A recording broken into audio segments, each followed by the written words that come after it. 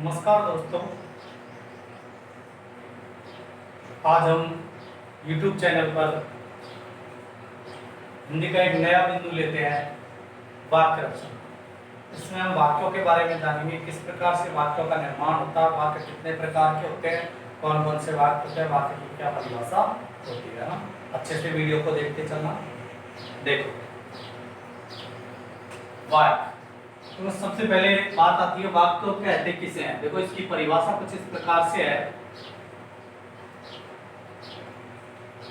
हमें पता है कि वर्ण मिलकर के शब्द बनाते हैं, वर्ण मिलकर के शब्द बनाते हैं, और शब्द मिलकर के वाक्य बनाएंगे। शब्द मिलकर के क्या बनाएंगे? वाक्य। इसकी परिभाषा इस प्रकार से है, शब्दों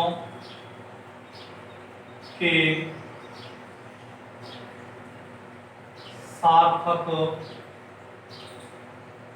समूह को वाक्य कहा जाता है।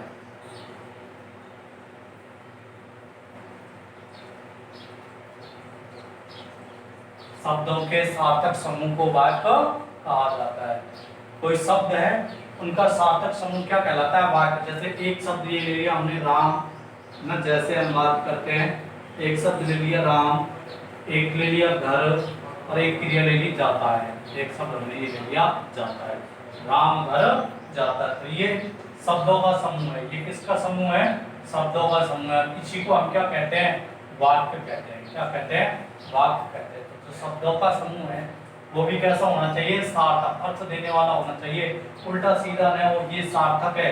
मैं इसी को लिख दूं, घर है, राम जाता, तो ये वाक्य नहीं है। क्यों? क्योंकि ये निरर्थक है। ये कैसा है? निरर्थक। इसमें हमें कोई अर्थ की प्राप्ति नहीं हो रही, इसमें हमें अर्थ की प्राप्ति हो रही है। सार्थक है। क्या है? सार्थक। शब्दों का सार्थक समूह होना चाहिए। कैसा समूह होना चाहिए? सार्थक समूह। उसी को हम क्या कहते हैं? वाक्य कहते हैं। शब्दों के सार्थक समूह को क्या कहा जाता है? वाक्य कहा जाता है। अब बात आती है वाक्य के भेद, या वाक्य कितने प्रकार के होते हैं। तो जो वाक्य है ना, वाक्य के दो आधार पर भेद किए जाते हैं। वाक्य के दो आधार पर, या दो आधार पर भेद किए जाते हैं। कौन कौन से आधार है?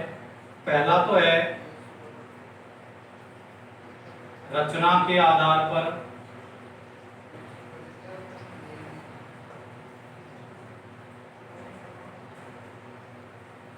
और दूसरा है अर्थ के आधार पर।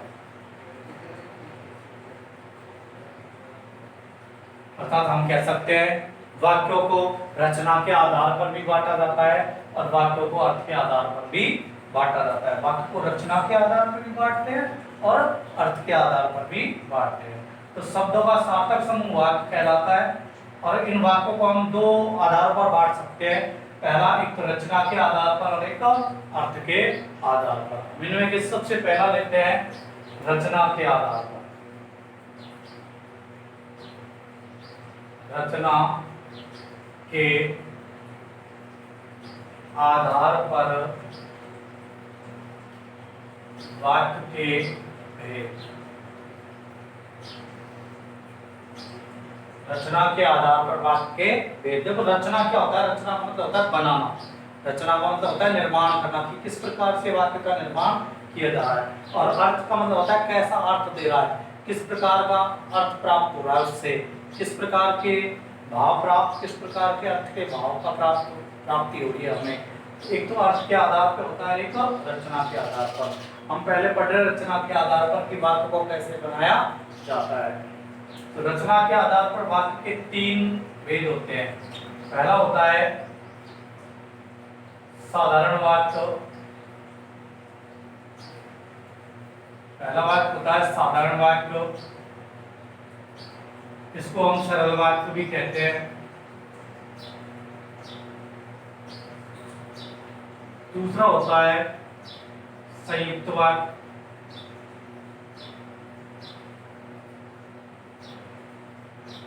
तीसरा होता है मिश्र या मिश्रित वाक्य।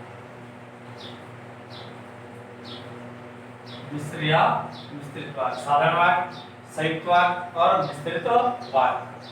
साधारण वाक्य, संयुक्त वाक्य और मिश्र वाक्य किसके आधार पर है? रचना के आधार पर। तो रचना के आधार पर वाक्य के कितने भेद होते हैं? 3 भेद। कितने भेद होते हैं? 3 भेद। कौन कौन से? साधारण वाक्य, संयुक्त वाक्य और मिश्र या मिश्रित वाक्य। किसके आधार पर है? रचना के आधार पर। अब तक हमने जाना कि शब्दों का सार्थक समूह वाक्य कहलाता है। वाक्य के 2 आधार पर भेद किए जाते हैं, एक तो रचना के आधार पर और एक अर्थ के आधार पर। और रचना के आधार पर वाक्य के भेदों की बात करें तो हम 3 प्रकार के होते हैं, साधारण वाक्य, संयुक्त वाक्य और मिश्र वाक्य। यहाँ तक आप नोट करो।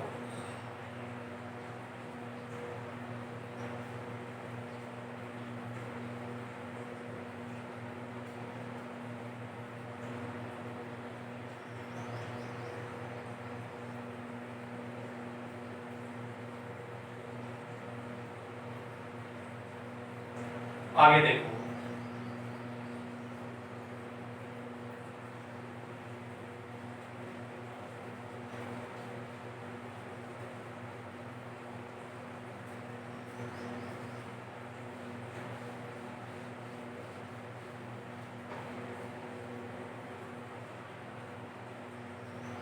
सबसे रचना के आधार पर बात करें, जब रचना के आधार पर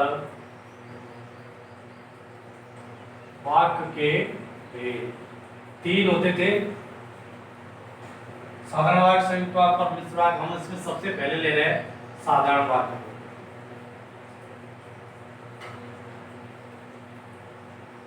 साधारण वाक्य, देखो साधारण वाक्य के बारे में हम बात करते हैं तो जिस वाक्य में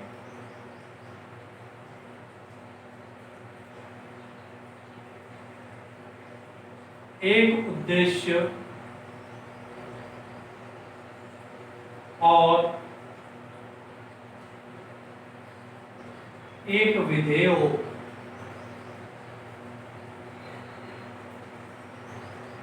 उसे साधारण या सरल वाक्य कहते हैं।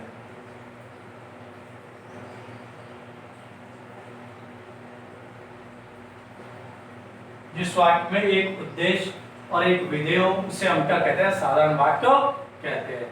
ये उद्देश्य और विधेय क्या होते हैं? ये उद्देश्य और विधेय है ना, एक तो उद्देश्य और एक विधेय, ये दोनों वाक्य के अंग है। वाक्य के क्या है? अंग। उद्देश्य और विधेय क्या है? वाक्य के अंग। हम कह सकते हैं वाक्य के कितने अंग होते हैं? तो वाक्य के 2 अंग होते हैं। वाक्य के कितने अंग होते हैं? 2, एक तो उद्देश्य और एक विधेय। वाक्य के कितने अंग होते हैं? सीधा सा प्रश्न पूछ लिया जाए हमसे कि वाक्य के कितने अंग होते हैं? 2। कौन कौन से? एक तो उद्देश्य और एक विधेय। होते क्या है ये उद्देश्य और विधेय? देखो, उद्देश्य की मैं बात करता हूं तो वाक्य को जो कर रहा है, या मैं कहूं वाक्य में जो क्रिया घटित हो रही है उसको कौन कर रहा है, या किसी वाक्य को करने वाला, वाक्य में क्रिया को संपादित करने वाला उद्देश्य कहलाता है। मैं आप सीधे से शब्दों में आपको समझाने की दृष्टि से कहूं तो कर्ता और कर्ता का विस्तार,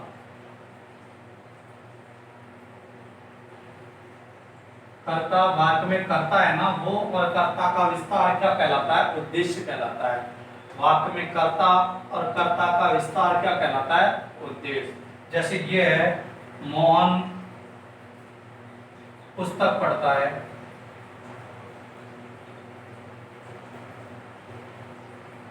मोहन पुस्तक पढ़ता है, तो इसमें जो ये कर्ता है मोहन, ये क्या है?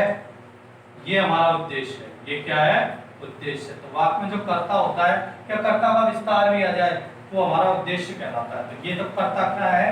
हमारा उद्देश्य कहलाएगा। ऐसे ही कर्ता का विस्तार, जैसे मैं कहूं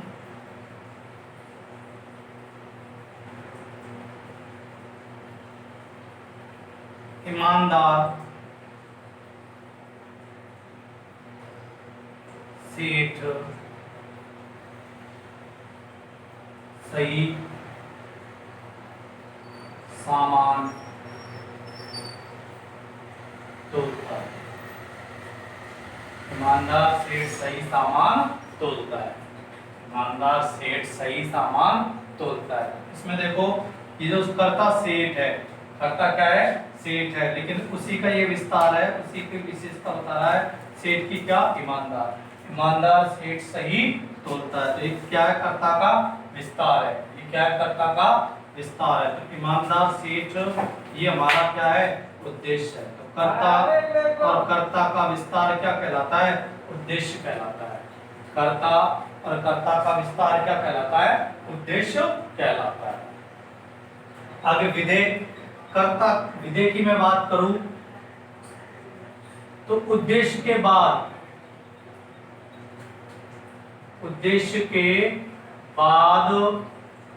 शेष बचा हुआ है विधेय होता है। उद्देश्य के बाद जितना भी बचा हुआ वाक्य होगा वो हमारा विधेय होगा। उद्देश्य के बाद जितना बचा हुआ है शेष पीछे का हिस्सा क्या होगा? हमारा विधेय होगा। जैसे इसी वाक्य को लेते हैं, मोहन पुस्तक पढ़ता है, तो इसमें मोहन तो उद्देश्य है और ये पुस्तक पढ़ता है, ये क्या है? हमारा ये विधेय है। ये क्या है? विधेय है। पुस्तक पढ़ता है, ये क्या हो गया? हमारा विधेय। इस वाक्य में ईमानदार सेठ तो हमारा उद्देश्य है और इसके बाद बचा हुआ है सही सामान तोलता है। सही सामान तोलता है, ये हमारा क्या है? ये हमारा विधेय है। ये हमारा क्या है? विधेय। आ गया उद्देश्य और विधेय के बारे में समझ में।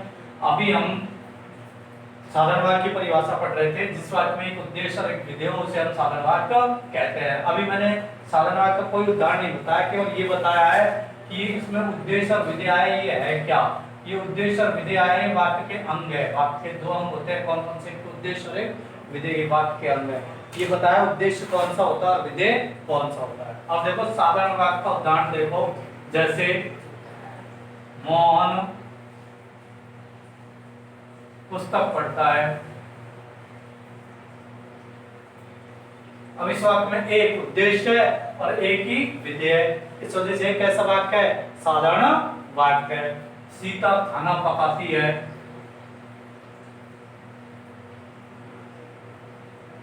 सीता खाना पकाती है, इसमें भी एक उद्देश्य है और एक विधेय है। इसी कारण ये कैसा वाक्य है? साधारण वाक्य है।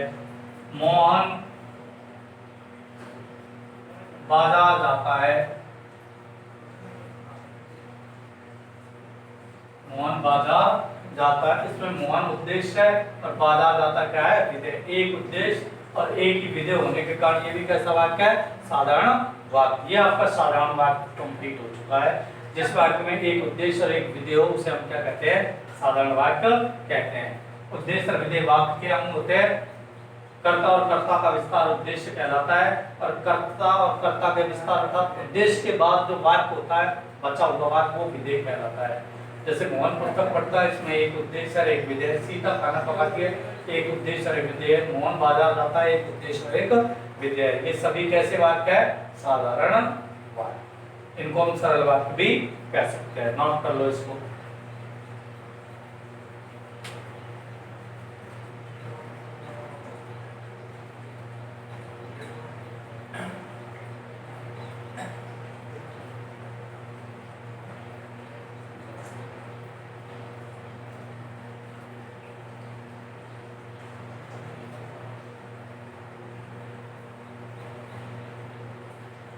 देखो आप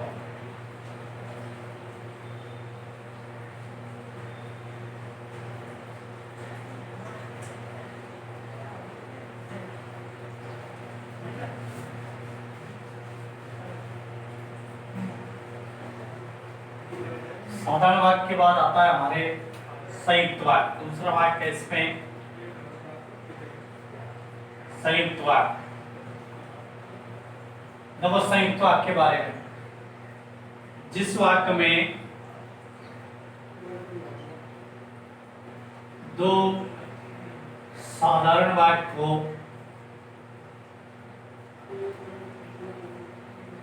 और दोनों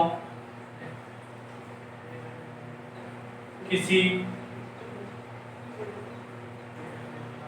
योजक शब्द से जुड़े हों, संयुक्त वाक्य कहलाता है।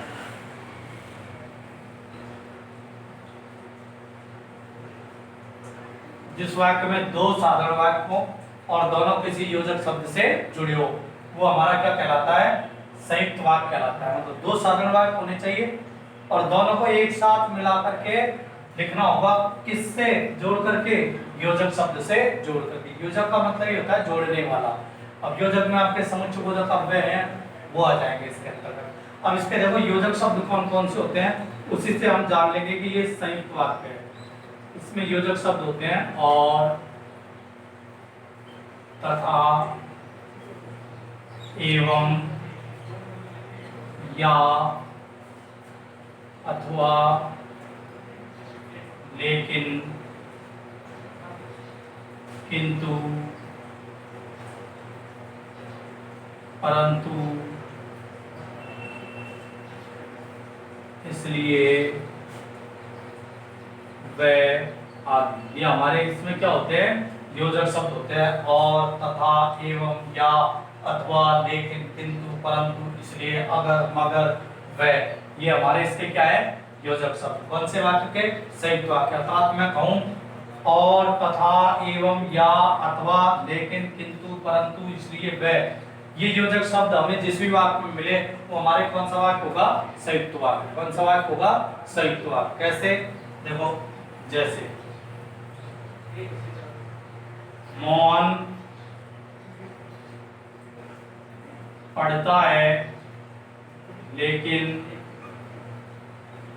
सोहन खेलता है। मोहन पढ़ता है लेकिन सोहन खेलता है। देखो इस वाक्य में मोहन पढ़ता है ये एक साधारण वाक्य रहा और सोहन खेलता है ये एक साधारण वाक्य रहा। एक उद्देश्य एक विधेय, एक उद्देश्य एक विधेय।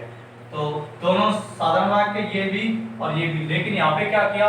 दोनों साधारण वाक्यों को एक साथ लिख दिया। कौन से योजक शब्द को जोड़ करके? लेकिन योजक शब्द को जोड़ करके। मोहन पढ़ता है लेकिन सोहन खेलता है। लेकिन योजक शब्द आते ही ये कैसा वाक्य हो गया? संयुक्त वाक्य। मैं कहूं और, राधा जाएगी अथवा सीता जाएगी। राधा जाएगी अथवा सीता जाएगी। यहाँ पे भी देखो राधा जाएगी एक एरा साधारण वाक्य और सीता जाएगी एक एरा साधारण वाक्य। दोनों साधारण वाक्यों को जोड़ दिया किससे? अथवा से। तो जिस वाक्य में दो साधारण वाक्य और दोनों को किसी योजक शब्द से जोड़ा गया हो वो कौन सा वाक्य कहलाएगा? आपके संयुक्त वाक्य। इसमें अथवा योजक शब्द हमारा कौन सा है? योजक शब्द। और ये भी किसका है? संयुक्त वाक्य का। ये लेकिन रहा, ये भी किसका है? संयुक्त वाक्य का। आगे मैं कहूं राम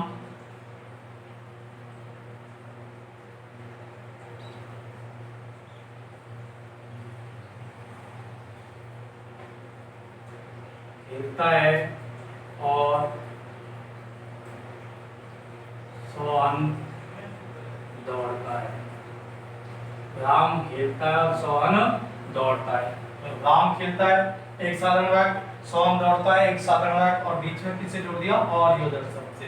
तो कैसा वाक्य हो जाएगा? संयुक्त वाक्य ना। तो लेकिन, किंतु, परंतु, और, तथा, एवं, या ऐसे शब्द हो तो वो कौन से वाक्य में जाएंगे? संयुक्त वाक्य में, है ना। और मैं कहूं पैसे लाने थे इसलिए बैंक गया। पैसे लाने थे या पैसे निकलवाने थे, है ना। पैसे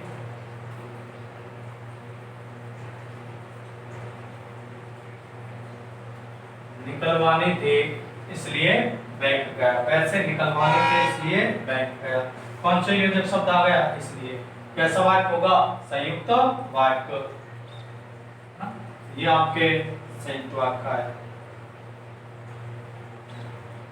ये योजक शब्द मिलने चाहिए और, तथा, एवं, या, अथवा, लेकिन, किंतु, परंतु, इसलिए, वह। तो आपके कौन सा वाक्य हो जाएगा? संयुक्त वाक्य। नोट कर लो।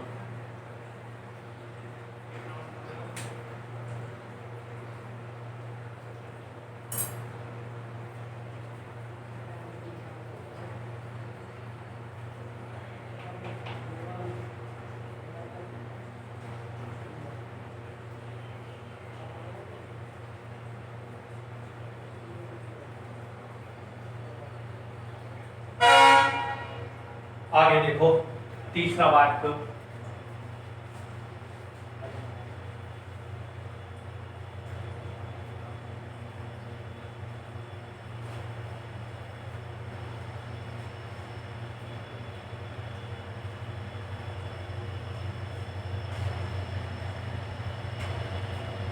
तीसरा वाक्य है मिश्र या मिश्रित वाक्य।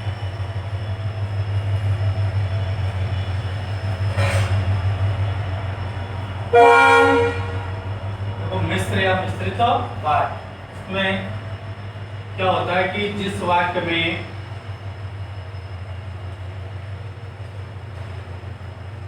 एक स्वतंत्र वाक्य तथा दूसरा उसके आश्रित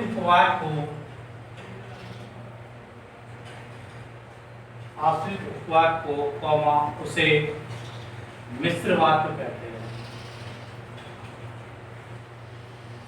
जिस वाक्य में एक स्वतंत्र उपवाक्य, इस वाक्य में एक स्वतंत्र वाक्य तथा दूसरा उसके आश्रित उपवाक्य को उसे हम क्या कहते हैं?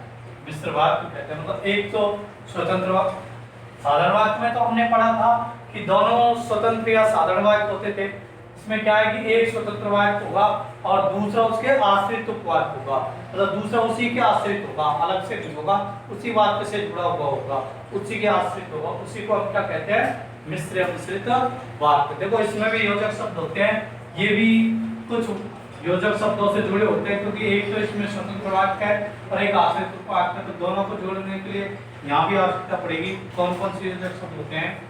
कि, क्योंकि, जो, जिसे, जिसने, जब,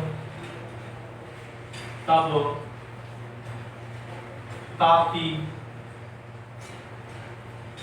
तो, ये योजक शब्द है आदि है ना किसके? मिश्र या मिश्रित वाक्य के। कि, क्योंकि, जो, जिसे, जिसने, जब, तब, ताकि, तो, किसके योजक शब्द है?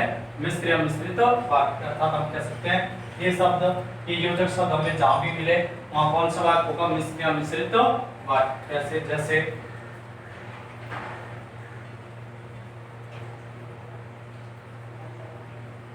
राधा ने कहा कि दवा खत्म हो गई।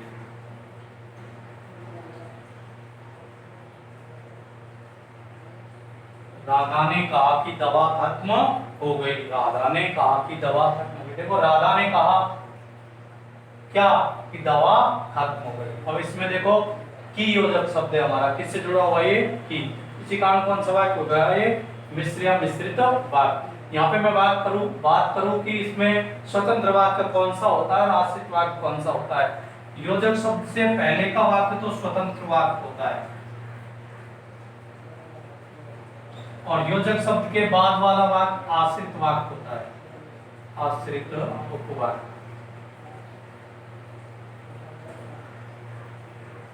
आश्रित उपवाक्य योजक शब्द से पहले का स्वतंत्र वाक्य होता है और योजक शब्द के बाद वाला वाक्य आश्रित उपवाक्य होता है। आपसे इस तरह से पूछ लिया जाए कि इसमें स्वतंत्र वाक्य कौन सा है और आश्रित उपवाक्य कौन सा है। और देखो मैं पढ़ता हूं क्योंकि मुझे पास, मैं पढ़ता हूं क्योंकि मुझे पास होना। तो इसमें कौन सा है योजक शब्द? क्योंकि। और इसमें देखो ये तो स्वतंत्र वाक्य है और ये उसके आश्रित उपवाक्य है। मैं पढ़ता हूं क्योंकि मुझे पास होना है। ये जो जिसे ये योजक शब्द है ये शुरू में आते हैं। देखो कैसे? जो पढ़ेगा वही पास होगा। जो पढ़ेगा वही पास होगा। इसमें योजक शब्द कौन सा है? जो। ये है जो शुरू में आता है। और इसमें ये पढ़ेगा, ये तो हमारे जो केवल क्रिया ही है, या मैं इसको थोड़ा बड़ा बना दूं तो ऐसे जो आदमी पढ़ेगा वही पास होगा। तो इसमें आदमी पढ़ेगा। अब योजक शब्द के बाद वाला होता है हमारा तो आश्रित उपवाक्य, तो ये पहले इसमें आश्रित उपवाक्य है, आश्रित उपवाक्य है, और ये वही पास होगा, ये हमारा स्वतंत्र वाक्य है।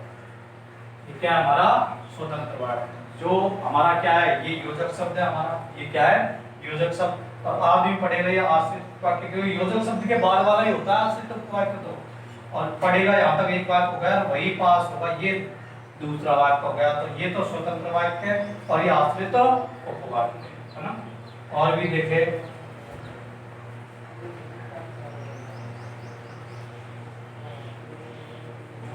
वह जयपुर चलता तो सही होता, वह जयपुर चलता तो सही होता, ये ठीक होता। वह जयपुर चलता तो सही होता। और यहाँ पे कौन सा है, तो कौन सा है, तो क्या है आपके योजक शब्द, इसी कारण कौन सा वाक्य हो जाएगा मिश्रित वाक्य। वह जयपुर चलता, ये आपका है जो स्वतंत्र वाक्य है, और सही होता ये आपके आश्रित उपवाक्य है। तो नोट कर लो, ये आपका रचना के आधार पर जो वाक्य के बीज थे वो कंप्लीट हो जाते हैं। अगले वीडियो में हम अर्थ के आधार पर जो वाक्य के भेद है उनके बारे में जानेंगे। धन्यवाद।